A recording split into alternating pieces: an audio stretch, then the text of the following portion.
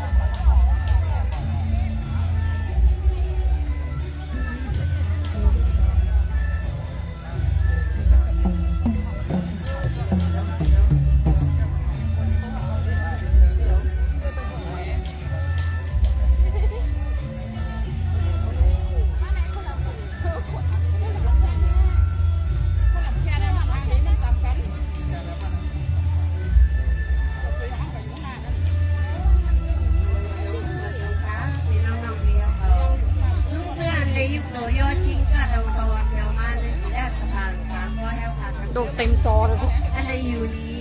อินวันก็ดินเชื้อสาอะไรนี้มันเวลาก็ขบวนสีน้ำตากันในปูแองแซงใจบอกกลุ่มต่อเขาค่ะเนี่ยเป็นผู้ดำเขาค่ะอ่อนนาทูโหเต็มกาเนี่ย มันหลุดกล้อง ปูจูเมาค่ะหนุ่มหายใจยิงดังหมดดังสิงในย้อนปืนยิงพี่น้องน้องเปียวเขาเตากุดมกุป้าค่ะทางวัดพี่น้องเขามีเมตตากรุณาเตอหันลืมหมูจูเมาค่ะหรือมีกรงอะไรขายไว้เตาเนี่ยตามกรงก็สวัสดีค่ะอาจารย์ค่ะมาปัญญาเนาะค่ะแต่ไว้มันชาก็เลยแค่ไว้นั่งคนนี้ก็เลยให้ไว้คุณเมาก็เลยแค่ไว้นั่งเช้าก็เลยอยู่ในกันเนาะแล้วในเช้าก็มีกัดจุดที่ต่อวันในก่อนทางคือดูโคแหลงวันนั้นในมีห้องว่านั่งสมันในเขามาเห็นโคสีส้มมันอันเรื่องไหลนั่นค่ะนะห้องมานั่งรถเสาในเขาเรามาแทงอันนึงโคสีช่อมผ้านั่นก็คือว่าน้ำแข็งนี้ในเขาเรามาแทงคือเมาเพราะค่ะก็คือว่าตาใส่แล้ในเขาเรามาแทงก้อนหนึ่งก็เหลือวันทันดีเพื่อนนั่นคณะนั่นทำเอามานั่งกันอยู่ในเขาเรามาแทงก้อนหนึ่งก็ลำเนื่อวันนั้นก็เพราะว่านั่งยังในเขาเนาะ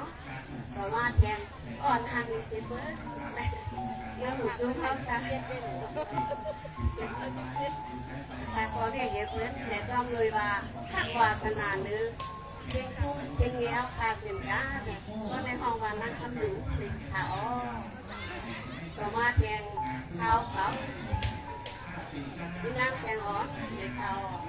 มาสุดท้ายอะไรอย่างนี้นิดนึงอะไรอย่างนี้นิดนึงแต่คุณก็อุปกรณ์ที่มันค้าง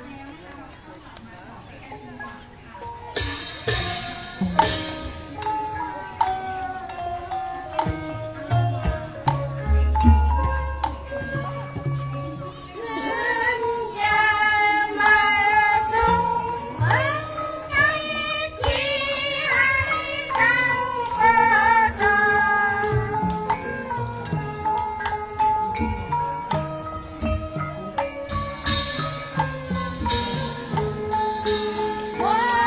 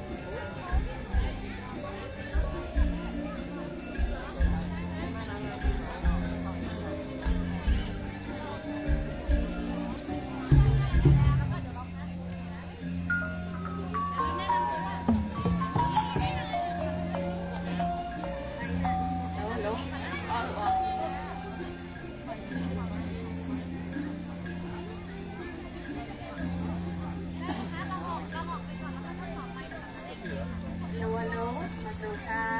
โล1 โล 2 โล30ค่ะบอกหนูของค่ะ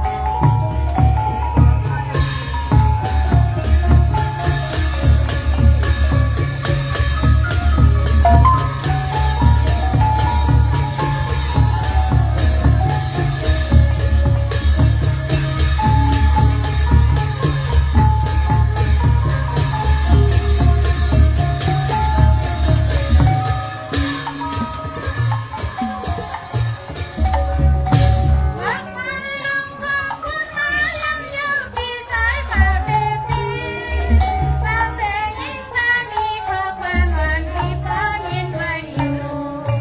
ขอวันลุงทองวันมายังอยู่พี่ใจว่าเดิมดีนางเสยิงพานีขอความหวานพี่พอยินไว้อยู่บอกลูกทองตัดดีบ้านนางสู่สามีใดบ้านฟ้าพักไว้เป็นบ้านโอนบ้านโซนทะนางไหลตกน้ำตาโซ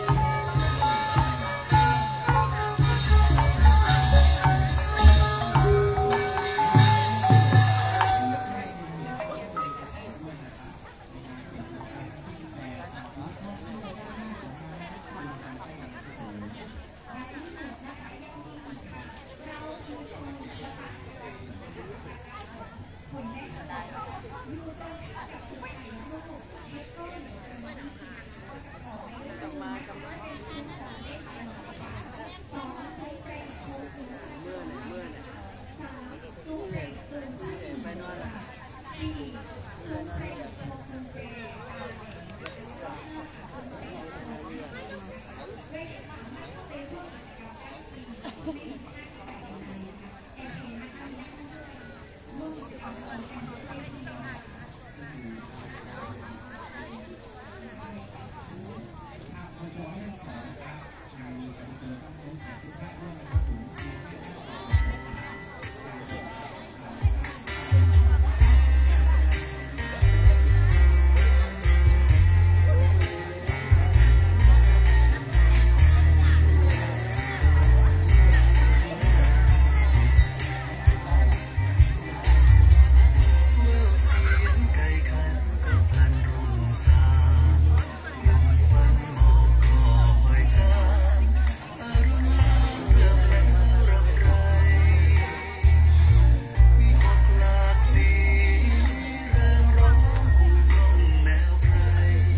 วัสดีค่ะยินดีต้อนรับทุกท่านนะคะสู่ในที่แห่งนี้ของเราเลยค่ะในส่วนของลานชาติพันธุ์ชนเผ่าของพวกเรานะคะมีบ้านอยู่ด้วยกันทั้งหมด10 หลังค่ะการแสดงที่เพิ่งจบลงเมื่อสักครู่นี้เป็นการแสดงของพี่น้องชาวไทยใหญ่นั่นเองนะคะเรียกว่าจ้าไตค่ะซึ่งจ้าไตโปรดสังเกตตอนนี้ถ่ายรูปได้นะเครื่องดนตรีเนี่ยค่ะจะมีตอยฮอนนะใครเคยเห็นตอยฮอนบ้างเดี๋ยวจะขออนุญาตไปหยิบให้ดูนะคะตอยฮอนเป็นเครื่องดนตรีของชาวไทยใหญ่นะเขาบอกว่าเป็นเครื่องดนตรีที่ไม่เหมือนที่อื่นแน่นอนค่ะเพราะว่าเป็นการผสมผสานระหว่างไวโอลินกับอะไรคะสักอย่างใช่ไหมอันนี้ของวงอันนี้ตอยฮอนนี่มันเป็นการผสมผสานระหว่างอะไรกับอะไรอ่ะอ๋อฐานคือไวโอลินมาติดลำโพงให้เสียงดังขึ้นเพราะฉะนั้นเวลาที่เราเล่นเขาเนี่ยเสียงก็จะไม่เหมือนไวโอลินเสียงก็จะเป็นแบบนี้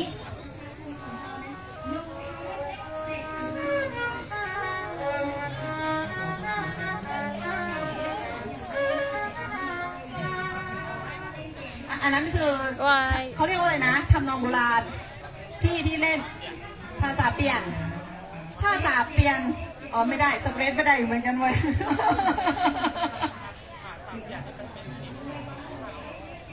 อ๋อชื่อเพลงภาษาเปลี่ยนทับเพลงพม่าเอามาร้องเป็นภาษาไทยเครื่องนี้เล่นเพลง Happy Birthday ได้ไหม